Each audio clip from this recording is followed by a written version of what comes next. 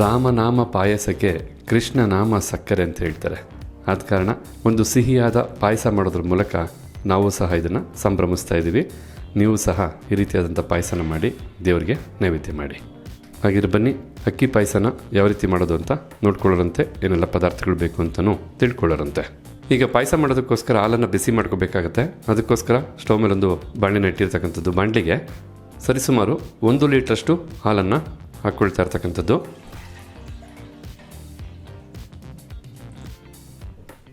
ಈಗ ಹಾಲನ್ನು ಬಿಸಿ ಮಾಡ್ಕೋಬೇಕು. ಹಾಲನ್ನು ಮೊದಲಿಗೆ ಹೈ ಫ್ಲೇಮಲ್ಲೇ ಬಿಸಿ ಮಾಡ್ಕೋಬೇಕಾಗತ್ತೆ. ಹೈ ಫ್ಲೇಮಲ್ಲೇ ಚೆನ್ನಾಗಿ ಉಕ್ಕಿ ಬರಬೇಕು.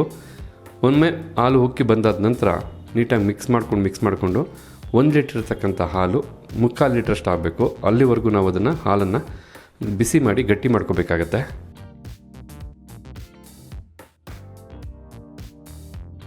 ಈಗ ಇಲ್ಲಿ ನೋಡಿ, ಹಾಲು ಒಮ್ಮೆ ಉಕ್ಕಿ ಬರ್ತಾ ಇದೆ ಹೈ ಫ್ಲೇಮಲ್ಲೇ.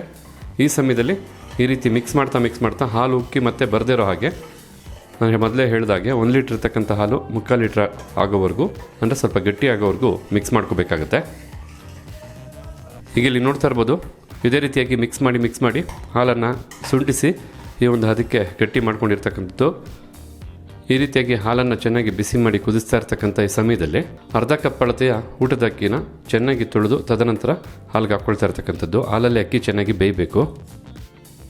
ಅಕ್ಕಿ ಹಾಕಿರೋದ್ರಿಂದ ಒಮ್ಮೆ ಚೆನ್ನಾಗಿ ಮಿಕ್ಸ್ ಮಾಡ್ಕೋಬೇಕಾಗತ್ತೆ.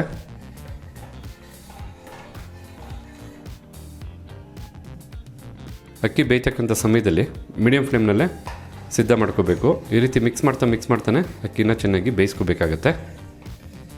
ಜನರಲಾಗಿ ನಾವು ಅನ್ನ ಮಾಡಬೇಕಾದ್ರೆ ನೀರಲ್ಲಿ ಅಕ್ಕಿನ ಬೇಯಿಸ್ತೀವಿ, ಇಲ್ಲಿ ಹಾಲಲ್ಲಿ ಬೇಯಿಸ್ತಾ ಇರ್ತಕ್ಕಂಥದ್ದು. ನೋಡಿ, ಬಿಸಿಯಾದಂಥ ಹಾಲಲ್ಲಿ ಅಕ್ಕಿ ಚೆನ್ನಾಗಿ ಬೆಂದು ಸಿದ್ಧವಾಗ್ತಾ ಇದೆ. ಹಾಗೆ ಹಾಲು ಸಹ ಗಟ್ಟಿ ಆಗ್ತಾ ಇದೆ. ಯಾಕೆಂದರೆ ಬೇಯ್ತಕ್ಕಂಥ ಅಕ್ಕಿ ಚೆನ್ನಾಗಿ ಹಾಲನ್ನು ಅಬ್ಸರ್ವ್ ಮಾಡಿಕೊಡುತ್ತೆ. ಆದ ಕಾರಣ ಈ ಪಾಯಸ ಬಹಳ ಅಂದರೆ ಬಹಳ ರುಚಿಯಾಗಿರುತ್ತೆ. ಓಕೆ ವೀಕ್ಷಕರೇ, ಈಗ ಇಲ್ಲಿ ನೋಡ್ತಾ ಇರ್ಬೋದು, ಅಕ್ಕಿ ಬಹಳ ಚೆನ್ನಾಗಿ ಹಾಲಲ್ಲಿ ಬೆಂದಿದೆ. ಹಾಗೆ ಹಾಲು ಸಹ ಚೆನ್ನಾಗಿ ಇಂಗಿದೆ. ಈ ಒಂದು ಸಮಯದಲ್ಲಿ 3/4 ಕಪ್ ಅಳತೆಯ ಸಕ್ಕರೆನ ಹಾಕ್ಕೊಳ್ತಾ ಇರ್ತಕ್ಕಂಥದ್ದು. ಈಗ ಸಕ್ಕರೆನೂ ಹಾಕಿರೋದ್ರಿಂದ ಚೆನ್ನಾಗಿ ಮಿಕ್ಸ್ ಮಾಡ್ಕೋಬೇಕಾಗತ್ತೆ. ರಾಮನಾಮ ಪಾಯಸಕ್ಕೆ ಕೃಷ್ಣನಾಮ ಸಕ್ಕರೆ ಅಂತ ಹೇಳ್ತಾರಲ್ಲ, ಇದಕ್ಕೆ ಆ ಪಾಯಸಕ್ಕೆ ಸಕ್ಕರೆ ಸೇರಿದ್ರೆ ಎಷ್ಟು ರುಚಿ ಇರುತ್ತೋ, ಬಾಯಿ ಚಪ್ಪರಿಸೋ ರುಚಿ ಇರುತ್ತೋ ಆ ರೀತಿ ರಾಮನಾಮ ಸಹ. ನೋಡಿ, ಸಕ್ಕರೆನ ಅಕ್ಕಿ ಬೆಂದಾದ ನಂತರ ಬಳಸಬೇಕಾಗತ್ತೆ ಪಾಯಸ ಮಾಡೋದಕ್ಕೆ. ಮೊದಲೇ ಏನಾದ್ರು ನೀವು ಸಕ್ಕರೆ ಹಾಕ್ಕೊಂಡ್ರೆ ಅಕ್ಕಿ ಚೆನ್ನಾಗಿ ಬೇಯೋದಿಲ್ಲ. ಈಗ ಚೆನ್ನಾಗಿ ಸಕ್ಕರೆ ಮಿಕ್ಸ್ ಆಗಿ ಕರಗಬೇಕು. ಕರಗಿ ಪಾಯಸದ ಜೊತೆ ಬೆರಿಬೇಕು. ಈ ಸಮಯದಲ್ಲಿ ಈ ಪಾಯಸಕ್ಕೆ 1/4 ಕಪ್ ಅಳತೆಯ ಡ್ರೈ ಫ್ರೂಟ್ಸನ್ನು ಬಳಸ್ತಾ ಇರ್ತಕ್ಕಂಥದ್ದು. ತಾವಿಲ್ಲಿ ನೋಡ್ತಾ ಇರ್ಬೋದು, ನಾವು 3 ಬಗೆಯಾದಂಥ ಡ್ರೈ ಫ್ರೂಟ್ಸನ್ನು ಬಳಸಿರ್ತಕ್ಕಂಥದ್ದು. ಪಿಸ್ತಾ, ಗೋಡಂಬಿ ಹಾಗೆ ಬಾದಾಮಿನ ಡ್ರೈ ಫ್ರೂಟ್ಸನ್ನು ಈ ರೀತಿ ಕಟ್ ಮಾಡಬೇಕಾದ್ರೂ ಹಾಕ್ಕೋಬೋದು ಅಥವಾ ಪುಡಿ ಮಾಡಬೇಕಾದ್ರೂ ಹಾಕ್ಕೋಬೋದು. ಹಾಗೆ ಸ್ವಲ್ಪ ಕೇಸರಿ ದಳನೂ ಸಹ ಹಾಕಿ ಈ ಸಮಯದಲ್ಲೇ 2 ಏಲಕ್ಕಿಕಾಯಿನ ಕುಟ್ಟಿ ಪುಡಿ ಮಾಡಿ ಏಲಕ್ಕಿಕಾಯಿ ಬೀಜನ ಹಾಕ್ಕೊಳ್ತಾ ಇರ್ತಕ್ಕಂಥದ್ದು. ಎಲ್ಲ ಪದಾರ್ಥಗಳು ಚೆನ್ನಾಗಿ ಬೆರೆಯೋ ಹಾಗೆ ಮಿಕ್ಸ್ ಮಾಡ್ಕೋಬೇಕು. ಮಿಕ್ಸ್ ಮಾಡಿಕೊಂಡು 7 ರಿಂದ 8 ನಿಮಿಷ ಲೋ ಫ್ಲೇಮ್ನಲ್ಲೇ ಪಾಯಸನ ಚೆನ್ನಾಗಿ ಕುದಿಸ್ಕೋಬೇಕಾಗತ್ತೆ. ಆಗ ಎಲ್ಲ ಪದಾರ್ಥಗಳು ಹೊಂದ್ಕೊಂಡು ಸಕ್ಕರೆನೂ ಕರಗಿ ಬಹಳ ಚೆನ್ನಾಗಿ ಪಾಯಸ ಸಿದ್ಧವಾಗುತ್ತೆ. ಸಿಹಿಯಾಗಿರುತ್ತೆ, ಬಿಸಿಯಾಗಿರುತ್ತೆ, ರುಚಿಯಾಗಿರುತ್ತೆ. ನೋಡೋದಕ್ಕೆ ಬಹಳ ಚಂದವಾಗಿ ಕಾಣುತ್ತೆ. ಅದರಲ್ಲೂ ಈ ರೀತಿಯಾದಂಥ ಪಾಯಸನ ನೀಟಾಗಿ ಶ್ರದ್ಧೆ ಭಕ್ತಿಯಿಂದ ಮಾಡಿ ದೇವರಿಗೆ ನೈವೇದ್ಯ ಮಾಡಿದ್ರೆ ತುಂಬ ಆನಂದನೂ ಆಗುತ್ತೆ. ಡ್ರೈ ಫ್ರೂಟ್ಸನ್ನು ಹಾಕಾದ ನಂತರ 7 ರಿಂದ 8 ನಿಮಿಷ ಲೋ ಫ್ಲೇಮ್ನಲ್ಲೇ ಚೆನ್ನಾಗಿ ಬಿಸಿ ಮಾಡ್ತಾ ಮಿಕ್ಸ್ ಮಾಡಾಯಿತು.